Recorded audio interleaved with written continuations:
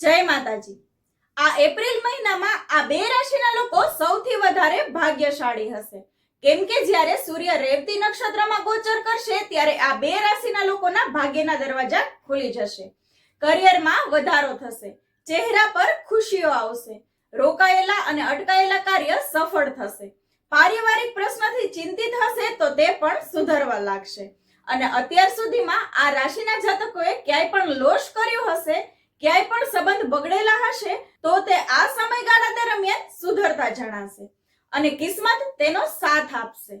તો એપ્રિલ મહિનાની આ બે ભાગ્યશાળી રાશિઓ કઈ છે એ જાણતા પહેલા કમેન્ટમાં જય માતાજી લખી દેજો અને આ વિડીયોને આ બે રાશિના જાતકો સાથે જરૂરથી શેર કરજો।